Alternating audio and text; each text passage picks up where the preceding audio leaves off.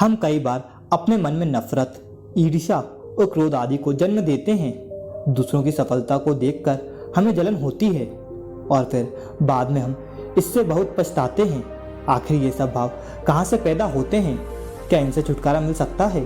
दोस्तों, आज के इस वीडियो में हम जानेंगे कि आप ईर्ष्या से, क्रोध से और दूसरों के प्रति जलन से कैसे छुटकारा पा सकते हैं। अगर आप हमारे चैनल पर नए हैं तो चैनल को सब्सक्राइब करना ना भूलें। एक बार की बात है, गुरु ज्ञानेश्वर का आश्रम उस जमाने में बहुत प्रसिद्ध था। उनके हजारों छात्र विद्या अध्ययन करने के लिए आया करते थे। एक सुबह गुरु जी ने देखा कि उनके कुछ शिष्यों में एक दूसरे के लिए ईर्ष्या का स्वभाव झलक रहा है।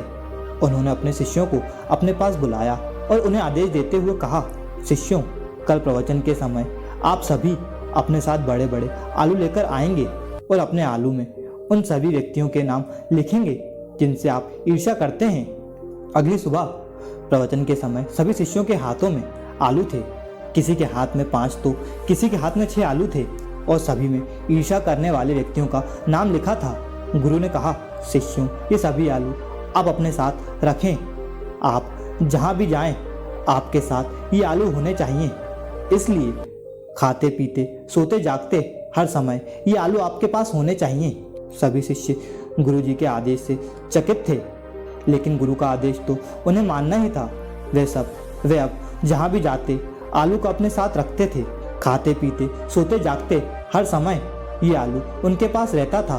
पहला दिन बीता, दूसरा दिन बीता, लेकिन तीसरे से चौथे दिन होते सभी शिष्यों के आलू धीरे धीरे सड़ने लगे। उन सड़े हुए आलूओं से बदबू आने लगी। सभी शिष्य उस बदबू से बहुत परेशान थे। कुछ शिष्यों को तो सांस लेने में भी तकलीफ हो रही थी, लेकिन वे कर भी क्या सकते थे। उनको गुरु के आदेश का पालन जो करना था, इसलिए सारे शिष्य 7 दिन बीतने का इंतजार कर रहे थे।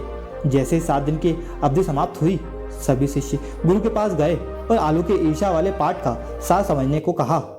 गुरु ने शिष्यों को समझाते हुए कहा, शिष्यों, जब 7 दिन में ही इन आलूओं से बदबू आना शुरू हो गई और आपको ये बोझ लगने लगे हैं, अब जरा सोचो कि आप जब अपने मित्रों से या जिन व्यक्तियों से ईर्ष्या करते हैं, उससे कितना बड़ा बोझ आपके मन पर रहता होगा।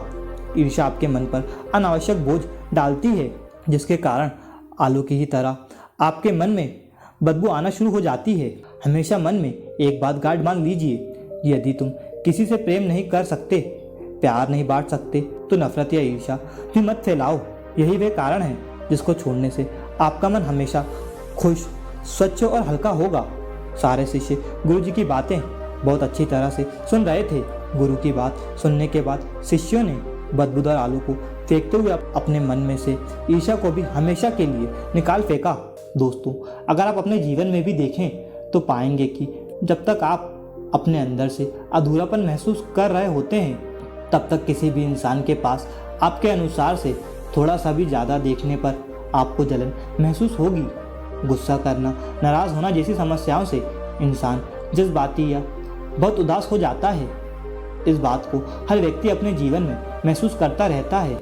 दिक्कत तब होती है जब ये भाव लंबे समय से आपके साथ होने लगे और आपके स्वभाव का एक जरूरी हिस्सा बन जाएं।